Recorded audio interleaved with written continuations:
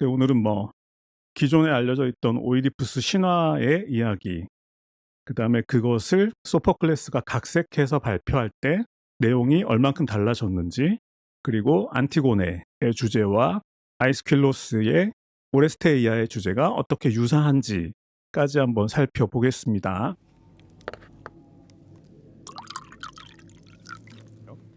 오이디푸스 왕이라는 그 이름이 최초로 등장한 문헌은 일리아드라고 합니다. 트로이 전쟁 당시에 그리스의 여러 나라의 사람들이 그 전쟁에 참전했고, 오이디푸스 왕이 전투에서 전사했다라는 그런 짤막한 대목이 하나 등장한다고 합니다. 그런데 이제 이 구전 문학이라는 게 그렇잖아요. 일리아드가 기원전 800년경에 발표되었고, 그리고 그 이후로 일리아드에 담겨 있던 수많은 이야기의 토막토막들이나 아니면 잠깐 등장했던 사람들의 이야기가 계속해서 이제 가지를 치고 발전을 했겠죠. 예를 들어서 오디세이아 같은 경우도 그 일리아드에 등장했던 오디세우스의 이야기를 스피노프로 따로 빼서 만든 거니까, 그렇게 일리아드라는 작품을 가지고 수많은 이제 자식 작품들이 생겨났는데, 이 오이디푸스라는 사람도 그렇게 일리아드에 짧게 등장했지만 그 뒤로 오이디포데이아라는 이름의 오이디푸스 왕에 대한 서사시가 생겨나기 시작했다고 합니다. 그래서 300년, 400년에 걸쳐서 오이디푸스 왕에 대한 이야기가 하나의 독립된 서사시로 만들어진 거죠. 그래서 오이디푸스 신화를 먼저 좀 정리를 해보자면, 자, 그리스 테바이라고 있습니다. 테바이는 아테네하고 델포이 신전 그 중간쯤에 있는 나라인데, 테바이라는 곳에 라이오스 왕이라는 왕이 있었습니다. 그런데 이 왕이 이제 아들을 낳게 된 거예요. 그래서 이제 이 아들이 어떤 아들로 자라날 것인지 궁금해서 델포이 신전에 가서 이제 신탁을 받았겠죠. 그런데 이제 그 델포이 무녀가 신탁을 내릴 때 뭐라고 얘기를 하냐면, 이 아이가 자라서 아버지를 죽이고 어머니와 동침할 것이다 라는 신탁을 내려줍니다. 그래서 그런 아이를 키울 순 없다. 그래가지고 왕은 갓 낳은 아이를 양치기에게 넘겨주면서 죽이라고 명령을 합니다. 하면서 그때 왕이 직접 이 아이의 발을 꿰뚫어서 줄로 졸라맨 채로 양치기에게 넘겨줬다는 거죠. 살아서 돌아오지 못하도록. 그러니까 발이 이렇게 묶인 상태에서는 맹수로부터 도망칠 수도 없을 거고, 또 누군가가 아이를 구하려고 해도 그 아이는 평생 심각한 장애를 가지게 될 것이기 때문에, 그러니까 그 아이가 혹시라도 살아서 나중에 자신에게 복수하지 못하도록 아이의 발을 꿰뚫어서 양치기에게 넘겨줬는데, 그런데 이 양치기는 이 어린 갓 낳은 신생아를 차마 죽이지 못해가지고 테바이하고 경계를 이루고 있는 이웃 나라인 코린토스라는 나라가 있었습니다. 그래서 코린토스의 양치기에게 그 아이를 넘겨준 거죠. 그런데 이 코린토스를 다스리고 있는 왕에게 자식이 없었던 거예요. 그래서 마침 자식이 없던 코린토스 왕은 이 아이를 자신의 아들로 삼고 키우기 시작했는데, 이 오이디푸스라는 이름은 그리스어로 부은 발이라는 뜻이랍니다. 그러니까 처음에 이제 발이 꿰뚫려서 부어 있었겠죠. 그래서 이 아이가 발이 부었네 해서 부은 발이라는 뜻의 오이디푸스라는 이름을 지어주고 코린토스 왕이 자신의 아들로 키운 거죠. 자, 이렇게 해서 아이는 코린토스 왕의 아들이 되었고 왕자로 자라게 되는데, 그래서 어른이 되었을 때 그 연회가 벌어진 거예요, 궁전에서. 그때 한 취한 사람이, 취객이 이 오이디푸스한테 너는 코린토스 왕의 친아들이 아니야, 친자가 아니야라는 말을 듣게 됩니다. 그래서 이제 이 오이디푸스는 상처를 받았겠죠. 그래서 역시 당시에 풍습대로 델포이에 가서 친부모에 대해서 물어봐야 되겠다라고 결심하고 델포이로 갑니다. 그런데 이 무녀는 오이디푸스가 정작 질문한 내용에 대해서는 대답을 하지 않고 오이디푸스한테 이런 신탁을 내려줍니다. 너는 언젠가 아버지를 죽이고 어머니와 동침할 것이다. 그래서 이 신탁을 받고 오이디푸스는 충격을 받았겠죠. 이때까지 오이디푸스는 코린토스의 왕과 왕비가 자신의 친부모라고 알고 있었기 때문에 혹시라도 그들에게 피해를 끼치지 않기 위해서 코린토스를 떠나서 이제 여기저기 헤매게 되는 거죠. 그렇게 인제 막 여기저기를 걷고 있다가 그러다가 하필이면 좁은 골목길에서 테바이의 왕인 라이오스 왕 일행과 마주쳤는데 이제 시비가 붙은 거예요. 그 일행은 한 5명쯤 됐는데 시비 끝에 오이디푸스가 왕을 포함해서 그 일행 중에 4명을 죽이고 마부 1명만 인제 살아서 도망쳤다고 합니다. 그러다가 오이디푸스가 계속해서 여행을 하다가 테바이 근처에 다다랐는데 근데 이제 테바이 사람들한테 어떤 이야기를 들은 거예요. 지금 테바이에 자꾸 스핑크스라는 괴물이 나타나 가지고 지나가는 사람을 붙잡고 수수께끼를 내 가지고 그 수수께끼를 풀지 못하는 사람을 자꾸 죽이고 있다. 뭐 찢어 죽였다고 하죠. 그래서 그 스핑크스 때문에 테바이 사람들이 너무 괴롭힘을 당하고 있어서 테바이의 왕비가 그 스핑크스를 없애주는 사람에게 왕위를 주고 그리고 그의 아내가 되겠다고 약속했다라는 그런 이야기를 듣게 됩니다. 그래서 이제 오이디푸스는 그 스핑크스를 찾아가는 거죠. 스핑크스가 냈던 그 수수께끼가 저 유명한 아침에는 4발이고 점심에는 2발이고 저녁에는 3발인 동물이 뭐냐? 인간이다. 이렇게 대답을 하니까 스핑크스가 너무 수치심을 느낀 나머지 스핑크스는 절벽에서 뛰어내려서 자살을 하는 거죠. 근데 이제 이 비유가 사람들이 듣기에는 '아니 스핑크스는 이집트에 있는데 왜 거기 테바이까지 가서 사람들을 괴롭히고 있었을까?'라고 생각할 수 있겠지만 이런 것들은 좀 비유적으로 볼 필요가 있는 것 같아요. 그러니까 스핑크스가 아주 어려운 수수께끼를 내서 그것을 풀지 못하는 사람들을 뭐 죽였다라는 이야기는 당시 인제 라이오스 왕이 죽고 테바이가 왕이 없는 상태에서 여러 가지 문제들이 생기고 있었고 그 어려운 문제들을 왕비가 혼자 힘으로 풀지 못해서 아주 고생을 하고 있었는데 그래서 이런 문제들을 풀어줄 수 있는 사람이 나타난다면 그리스는 기본적으로 영웅을 중심으로 움직이니까 그런 영웅이 나타난다라면 그에게 왕위를 주겠다.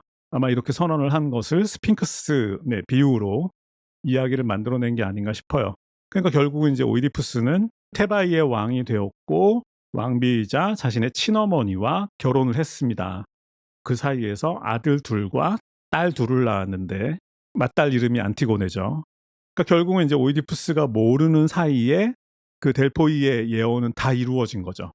자, 그 이후로 오이디푸스는 아주 테바이를 지혜롭게 다스렸다고 합니다. 그런데 어느 날부터 테바이에 역병이 돌기 시작했다고 합니다. 그래서 이제 델포이에 가가지고 신탁을 받았겠죠. 신탁의 내용이 어떤 거였냐면 원래 테바이의 왕이었던 라이오스 왕의 살해범이 지금 테바이에 있다. 그 왕을 죽인 살해범이 테바이를 떠나지 않는 한 역병은 사라지지 않을 것이다. 그런 신탁을 내려줍니다. 그러니까 이제 오이디푸스 입장에서는 전 왕인 라이오스 왕을 죽인 범인을 찾아야 되겠죠. 그 찾기 위해서 뭐 당시 테바이에 유명했던 그 눈먼 예언자인 테이레시아스라는 사람을 불러서 너는 그 범인을 알고 있느냐? 그랬더니 알지만 나는 말을 못하겠다. 막 이렇게 버티다가 라이오스 왕을 죽인 살해범은 지금 내 앞에 있다. 자, 이러면서 이제 오이디푸스가 자신이 살해범일 수도 있다라는 것을 조금씩 깨닫기 시작하다가 마침내 자기가 신생아 때 코린토스의 양치기에게 자신을 넘겨주었던 테바이의 양치기를 불러서 확인을 하면서 아, 나의 친부모는 테바이의 왕과 왕비였고 내가 친아버지를 죽이고 어머니와 결혼했구나. 이것을 깨닫는다라는 얘기죠. 그런데 여기서 오이디푸스 신화하고 소포클레스의 오이디푸스 왕의 내용이 좀 달라집니다. 그러니까 원래 전승되어 내려오던 오이디푸스 신화에서는 그 이후로도 오이디푸스는 계속해서 테바이의 왕으로 남아 있었고 그러다가 전쟁에 참전해서 전투에서 전사한 것으로 마무리됩니다. 왜 그러냐면 이 오이디푸스 신화라는 게 원래 일리아드에서 출발한 거기 때문에 이 서사시도 그렇게 오이디푸스 왕이 전투에서 전사한 것으로 마무리되는 게 맞는 거죠. 그런데 소포클레스의 오이디푸스 왕에서는 그 결론이 살짝 바뀐다. 자, 그래서 여기까지 끊고 가자면 그러니까 오이디푸스 신화에 대한 전통적인 해석은 뭐냐면 우리도 잘 알고 있다시피 운명은 이루어진다. 사람은 자신의 운명에서 벗어날 수 없다. 이제 이런 맥락에서 대부분 이제 오이디푸스 신화를 이해하고 받아들이고 인용하고 있죠. 자, 이게 이제 전통적인 오이디푸스 신화에 대한 해석입니다. 지금부터는 이제 소포클레스가 어떻게 이 신화의 이야기를 바꾸었는지를 좀 얘기를 해보겠습니다. 자, 소포클레스가 오이디푸스 왕이라는 작품을 발표한 거는 기원전 425년에서 429년 무렵이라고 합니다. 뭐 429년이라고 하죠.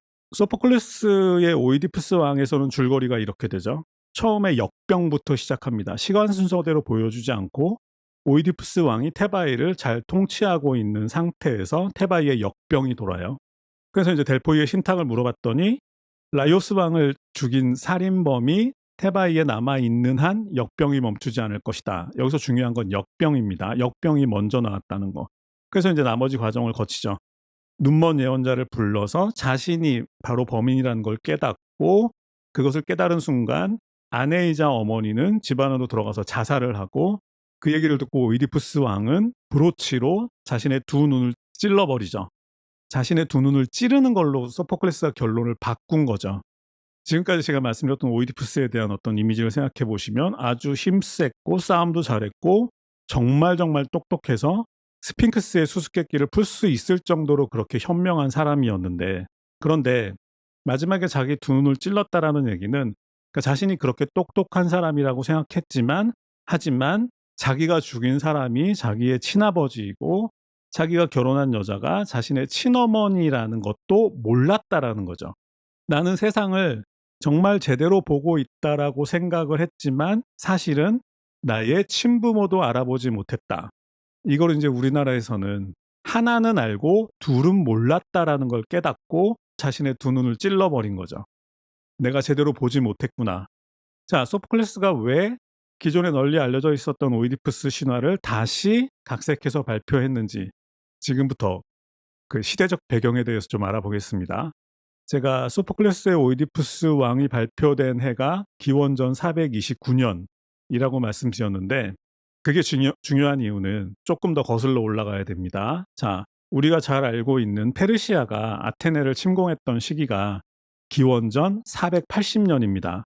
그러니까 소포클레스가 오이디푸스 왕을 발표한 시기로부터 한 50년 전에 벌어졌던 일이죠. 그때 페르시아의 크세르크세스 왕이 뭐 수십만 대군을 이끌고 아테네를 이제 침공을 했죠.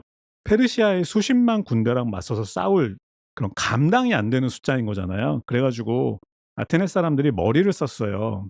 페르시아 군대가 쳐들어올 때 아테네 사람들 전체, 아테네 주민 전체를 가까이 있는 그 살라미스 섬이라는 곳으로 다 피신을 시켰어요. 그러니까 페르시아 군대가 쳐들어왔을 때 아테네 성 안은 비어 있었던 거죠. 페르시아 군대는 아무도 남아있지 않은 아테네 성안을 뭐 마음껏 유린하고 파괴했지만 아테네 사람들의 목숨은 지킬 수가 있었던 거죠. 그런 다음에 이제 페르시아 군대가 물러가고 아테네는 이제 앞으로 또 그렇게 수십만 대군이 다시 쳐들어올 수도 있으니까 그것에 대비하는 목적에서 델로스 동맹이라는 걸 만듭니다. 그 주변에 있는 작은 나라들끼리 함께 힘을 합쳐서 맞서 싸울 수 있도록 델로스 동맹이라는 걸 만드는 거죠. 그런데 이제 문제는 당시 페르시아로부터 인명 피해를 하나도 입지 않게 만드는 그런 아주 좋은 수를 썼던 거잖아요. 아테네 사람들이 주민들 전부를 살라미스 섬으로 대피시킴으로 인해서. 그러니까 그때부터 아테네 사람들은 자기들이 굉장히 똑똑하다고 생각을 했던 거예요. 제가 오늘 똑똑하다라는 얘기를 반복하고 있죠. 그러니까 우리는 그 수십만 대군으로부터 피해를 거의 받지 않을 정도로 똑똑한 사람들이야. 그리고 나서 이제 델로스 동맹이 만들어졌으니까 당시 아테네 말고 다른 주변, 뭐 테바이를 비롯한 다른 주변 나라들은 대부분 페르시아한테 무릎을 꿇었거든요. 그러니까 아테네 사람들은 같은 델로스 동맹이지만 나머지 나라 사람들을 이제 그 깔보기 시작한 거죠. 너희들은 페르시아한테 꼼짝없이 당하기만 했잖아. 우리가 정말 똑똑한 사람이야. 그러니까 원래 동맹의 취지는 함께 힘을 합치자라는 게 동맹의 취지인데 시간이 지나면서 점점 아테네는 델로스 동맹 사이에서 뭔가 자기가 대장인 것처럼 생각을 하고 대장인 것처럼 굴기 시작합니다. 자, 그런데 이 그리스 쪽에는 아테네의 영원한 또 그 경쟁자가 있죠. 스파르타. 그러니까 아테네가 계속해서 어떤 제국주의적 그런 야욕을 키워가니까 이 스파르타도 그 펠로폰네소스 반도에서 펠로폰네소스 동맹이라는 걸 만들어서 아테네 델로스 동맹에 이제 대적을 하기 시작하고 서로 으르렁거리다가 기원전 431년 펠로폰네소스 전쟁이라는 게 시작이 됩니다. 그러니까 소포클레스의 오이디푸스 왕이 발표되기 2년 전에 펠로폰네소스 전쟁이 시작이 되는 거죠. 근데 문제는 이 펠로폰네소스 전쟁이 벌어졌을 때도 아테네 사람들이 또 머리를 써요. 그 아테네 성이 있고 아테네 주변에서는 이제 농사를 지으며 살아가는 그런 농부들이 쭉 있었는데 이때 아테네 지도자들이 그 주변에서 살아가는 농부들을 다 성 안으로 불러들여요. 그러니까 그때 당시 아테네 주민 전체가 한 8만 명 정도 됐다고 하는데 그 8만 명 전체가 아테네 성 안에 모인 거죠. 그 농촌은 비워둔 상태로. 그러니까 이 스파르타군이 이제 신이 나 가지고 농촌이 텅텅 비어 있으니까 스파르타군이 아테네의 농촌을 마음껏 인제 유린하고 다녔겠죠. 근데 그때 아테네 사람들이 머리를 써 가지고 몰래 배를 타고 바다로 스파르타로 쳐들어갑니다. 머리를 쓴 거죠. 과거에 자기들이 머리를 써서 페르시아군을 물리쳤던 것처럼 이번에도 똑같이 머리를 써서 스파르타군을 속이고 배를 타고 스파르타를 공격을 한 거죠. 그런데 문제는 하나는 알고 둘은 모른다. 또 아테네 성이라는 게 그렇게 크지도 않은 상태에서 갑자기 8만 명이라는 사람이 그 좁은 성 안에서 바글거리게 되니까 아테네 성 안에서 역병이 돌아버린 거죠. 소포클레스의 오이디푸스 왕은 역병에서부터 시작한다고 말씀드렸잖아요. 아테네 성 안에 역병이 돌아서 아테네 주민 8만 명 중에 이 역병 때문에 2만 명 이상이 사망을 했다고 합니다. 그때부터 아테네는 이제 쇠락한다? 몰락하기 시작하는 거죠. 힘이 약해지는 거죠. 근데 그러면서 동시에 또 그 펠로폰네소스 전쟁도 또 10년 이상 계속되면서 아테네는 점점 몰락했고 똑같이 스파르타도 같이 몰락해서 결국 펠로폰네소스 전쟁이 끝난 다음에는 아테네나 스파르타 둘 다 허약한 나라가 됐고 마케도니아라는 그 위에 있던 마케도니아라는 나라가 이제 그리스의 어떤 패권을 쥐게 되는 건데 그러니까 이 소포클레스의 오이디푸스 왕이 발표된 시기는 아테네에서 대역병이 돌고 그 다음 해라는 게 아주 중요한 겁니다. 자, 그러면 소포클레스의 오이디푸스 왕을 어떻게 읽어야 하는지 이제 우리는 알 수 있죠. 왜 이게 역병으로 시작하는지, 그리고 마지막에 오이디푸스가 왜 자신의 두 눈을 찔렀는지. 그러니까 결국은 이 소포클레스의 오이디푸스 왕은 자신들이 세상에서 가장 똑똑하다고 자만했던 아테네 사람들이 얼마나 하나만 알고 둘은 모르는 사람들이었는가, 이 얘기를 하고 싶었던 거죠. 그런데 아테네 주민들은 끝내 소포클레스의 말을 깨닫지 못하고 계속해서 무모한 싸움을 계속하다가 결국은 그리스의 변방 국가로 밀려나게 되었다. 그러니까 오이디푸스 신화와 소포클레스의 오이디푸스 왕의 결론의 결이 약간 다른 거를 이제 아실 수 있겠죠. 자, 이게 오이디푸스고 나머지는 이제 짧게 안티고네하고 오레스테이아하고 마무리하겠습니다. 자, 안티고네는 오이디푸스 왕의 맏딸인데 쫓겨난 아버지와 함께 그 아버지의 길 안내를 하면서 이리저리 이제 떠돌게 되죠. 그러다가 이제 아버지가 죽은 다음에 다시 테바이로 돌아왔는데 당시 테바이에서는 이 안티고네에게 두 오빠가 있었는데 두 오빠가 테바이의 왕위를 두고 서로 싸우는 중이었나 봐요. 그런데 이제 안티고네가 이 오빠들을 화해시키려고 노력을 했지만 하지만 그들 사이에는 일종의 이제 전쟁이 벌어져서 서로를 죽이게 된 거죠.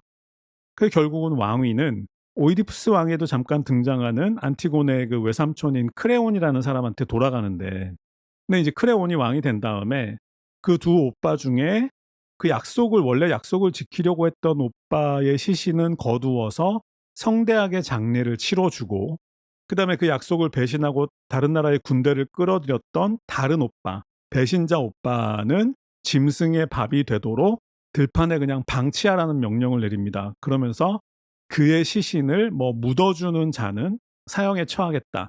이렇게 명령을 내리는 거예요. 왕 입장에선. 근데 이 안티고네 입장에서는 아무리 전쟁의 주범이라고는 하더라도 오빠잖아요. 그러니까 자신의 친오빠가 들판에서 방치된 상태에서 들짐승들한테 뜯어먹히는 모습을 차마 볼 수 없었던 거예요. 그래가지고 이 안티고네가 결국은 왕의 명령을 어기고 오빠의 시신을 몰래 묻어주었다가 붙잡혀서 결국은 외삼촌인 왕인 크레온이 안티고네를 산채로 무덤 속에 가두어 버렸다라는 얘기인 거죠. 그러니까 그 산채로 무덤 속에 갇혀서 굶어 죽도록 안티고네를 가둬버렸다. 오이디푸스 왕하고 안티고네는 주제가 많이 다릅니다. 자, 안티고네 입장에서 생각을 해보면 무엇이 우선인가? 왕의 명령이 우선인가? 아니면 가족 간의 그 정을 지키는 것이 우선인가? 이 갈등 구조를 제시하는 건데, 그런데 제가 오늘 아이스킬로스의 오레스테이아까지 함께 말씀드리겠다고 한 이유는 이 주제가 아이스킬로스의 오레스테이아하고 거의 유사하기 때문이에요. 자, 그러면 아이스킬로스의 오레스테이아에 대한 얘기도 좀 해보겠습니다. 오레스테이아는 이런 내용입니다. 트로이 전쟁이 끝나고 아가멤논 왕이 고향으로 돌아왔습니다. 그런데 이 아가멤논 왕의 부인의 이름은 클리타임네스트라라고 하는데, 이 클리타임네스트라는 아가멤논이 집을 비운 사이에 애인이 생겼고, 그 다음에 아가멤논 왕에 대한 원한이 굉장히 많이 쌓인 상태였어요. 참고로 이제 그 오레스테이아의 주인공인 오레스테스라는 사람은 이 아가멤논과 클리타임네스트라의 막내 아들이었습니다. 그러니까 막내 아들 입장에서 엄마가 아버지가 집을 비운 사이에 다른 남자를 만나고, 그리고 아가멤논 왕이 돌아왔을 때 그 정부를 시켜서 아버지를 죽인 거죠. 그런데다가 이 클리타임네스트라는 이 오레스테스까지 죽이려고 하다가 실패하게 됩니다. 그러니까 결국은 오레스테스는 살아남아서 아버지의 복수를 하게 되는데, 여기서 이제 존재론적 갈등이 등장합니다. 아버지의 복수를 해야 되는데 그 아버지를 죽인 사람이 자신의 친어머니잖아요. 법을 제대로 집행을 해야 되는가? 왕을 죽인 살인범을 처벌을 해야 되는가?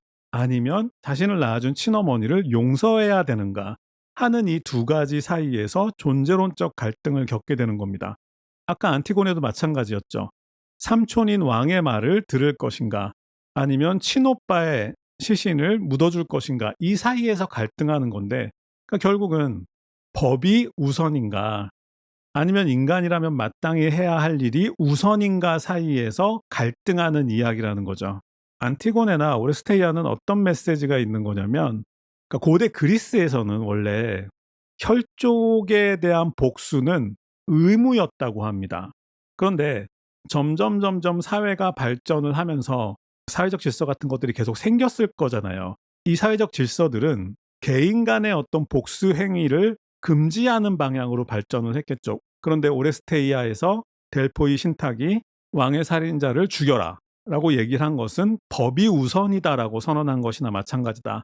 점차로 사회적 시스템이 더 중요해지는 그런 사회로 변화하는 과정에 어떤 과도기를 이렇게 표현한 대표적인 작품으로 남아있다. 자, 오늘 소개는 여기까지 하겠습니다. 감사합니다.